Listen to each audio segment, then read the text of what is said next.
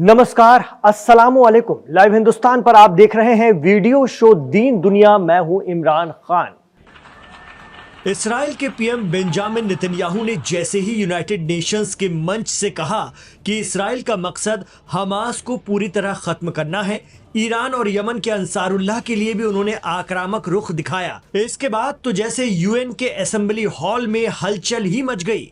Israel के गिने चुने सहयोगियों को छोड़कर यूएन के ज्यादातर सदस्य नेतन्याहू का भाषण, उनकी स्पीच शुरू होते ही वॉकआउट कर गए।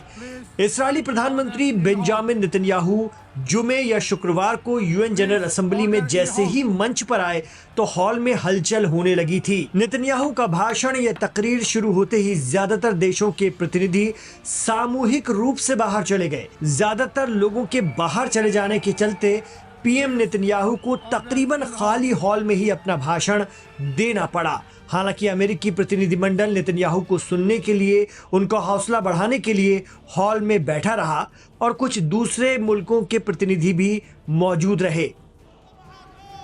दूसरी तरफ ये है यमन, जहां गजा के लिए इतने लोग जुटे हैं कि गिनती करना मुश्किल है। जी हाँ, ये है यमन की राजधानी सना, जहां इसराइल लगातार हमलावर है। बावजूद इसके यमन के हूती या अंसारुल्लाह के कंट्रोल वाले इलाके में अवाम का भारी हुजूम बिना किसी खौफ के जुमे को बाहर निकला और बाद नमाज जुमा हमेशा की तरह गजा के हक में भरपूर मुजाहरा किया। जबरदस्त प्रदर्शन करते हुए अंसारुल्लाह को अपने संकल्प से पीछे न हटने पर पब्लिक अप्रिशिएट भी करती रही। इस दौरान हूती लीडर्स के भाषण भी स्क्रीन पर चलाए गए। पहले इसराइल का यमन की राजधानी पर हमला और फिर हूती कैबिनेट के कई मंत्रियों की जान जाना। इसके बाद हूतियों ने इसराइल पर जवाबी हमला कर दिया। इस हमले में हाइपरसोनिक मिसाइलों का इस्तेमाल किया गया था, जो मल्टीपल वॉरहेड्स के साथ इसराइल पर बरसी। कई वीडियो हैं जिनमें साफ दिख रहा है कि कैसे मिसाइलें अलग अलग हिस्सों में बंटकर हमला कर रही थीं। इस दौरान इसराइल के कोने कोने में सायरन की तेज आवाजें सुनाई देती रहीं और लोग यहाँ वहां जान बचाने के लिए शेल्टरों में भागते गए। हूतियों के मुताबिक इस हमले में 2 लोग मारे गए हैं और 48 लोग जख्मी हुए हैं। यह हमला उस जवाब में किया गया जब इसराइल ने यमन के हूती ठिकानों और उनके शस्त्र भंडारों को निशाना बनाया था और 70 बमों से हमला किया था। पहले भी अंसारुल्लाह ने इसराइल के जुनूबी शहर इलाइद पर ड्रोन हमला किया था, जिसमें 20 से ज्यादा लोग जख्मी हुए। जानकारों का मानना है कि अंसारुल्लाह की लंबी दूरी की हाइपरसोनिक मिसाइलें, मल्टीपल वॉरहेड्स और ड्रोन हमले उनकी सैन्य क्षमता का सबूत है। इसके पीछे ईरान जैसे सहयोगियों का समर्थन भी है, जिसने उन्हें और ज्यादा सटीक और खतरनाक बना दिया है। हूतियों ने दिखा दिया कि इसराइल का एयर डिफेंस सिस्टम आयरन डोम अब पूरी तरह से उनके हमले रोकने में अहल नहीं रहा है। हाल ही में आयरन डोम ने 90% तक रॉकेटों को रोकने की क्षमता खो दी थी, जिससे हूतियों की मिसाइलें इसराइल के शहरों तक पहुंच सकीं। यमन के अंसारुल्लाह का अज़्म है कि जब तक गजा इसराइल से आज़ाद नहीं हो जाता, यानी इसराइली फौजें गजा से पीछे नहीं हटती, वहां खाना, दवाएं और दूसरी मदद आने नहीं दी जाती, तब तक वो इसराइल पर निशाना लगाते रहेंगे। इसके लिए उन्हें कितनी भी बड़ी कीमत क्यों ना चुकानी पड़ जाए। तो इसराइल में हर दिन गिर रही यमनी मिसाइलों और ड्रोन से आजिज आ चुका है इसराइल। और दिक्कत यह है कि हूती थमने का नाम नहीं ले रहे हैं। वो अमेरिका से नहीं रुके तो इसराइल भला क्या चीज है उनके आगे। इतना ही नहीं, लाल सागर या रेड सी पर भी हूती इसराइली और इसराइल समर्थक देशों के जहाजों को निशाना बना चुके हैं।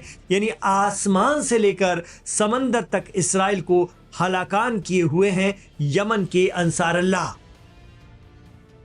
तो एक तरफ पीएम नेतन्याहू का गजा को लेकर यूएन में बहिष्कार, तो दूसरी तरफ अवाम का गजा के लिए लड़ने वालों को सपोर्ट। ये सपोर्ट सिर्फ मुस्लिम मुल्कों तक ही नहीं बल्कि यूरोप और दुनिया के दूसरे हिस्सों से भी मिल रहा है। ये भीड़, ये गुस्सा, ये जमावड़ा और आर पार का जज्बा उन लोगों के लिए है जिनकी चीखें और आहों ने दुनिया को हिला दिया है।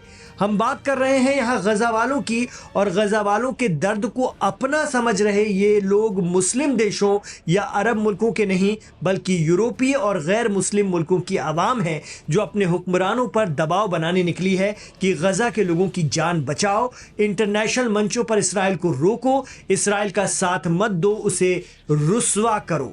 जी हां, जिस तरह से यूरोप और दूसरे देशों की जनता ने गजा को लेकर पिछले कुछ महीनों में रुख दिखाया है, उसने अमेरिका को भी झुकने पर मजबूर कर दिया है। अब अमेरिका ने आनन फानन में कोशिश शुरू की है कि किसी भी तरह गजा की जंग रुक जाए, इसराइल को कदम पीछे खींचने पर मजबूर किया जाए।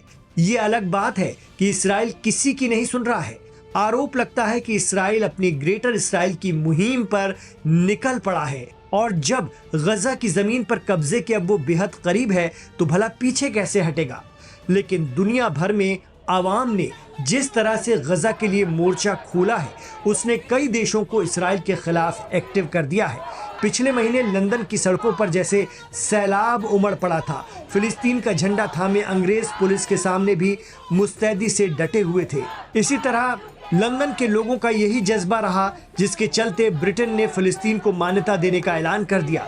ब्रिटेन जैसी पावर अगर आज़ाद फिलिस्तीन को तस्लीम कर रही है तो सोचिए अमेरिका इसराइल पर कितना भारी दबाव बना होगा। और यूएन में पीएम नेतन्याहू का बहिष्कार क्या इसी वजह से हुआ? हमें कमेंट बॉक्स पर ज़रूर बताइए। बहुत से ऐसे देश हैं जहां पर ज़बरदस्त मुजाहरे हुए, जिनकी आवाम ने इसराइल के खिलाफ जमकर प्रदर्शन किया, और उसका असर अब यूएन की जनरल असेंबली में भी देखने को मिल रहा है। पिछले दिनों इटली में हुए प्रदर्शन भी इसका सबूत रहे, जिसके चलते अब यूएन में पीएम नेतन्याहू को रुस्वा होना पड़ा है।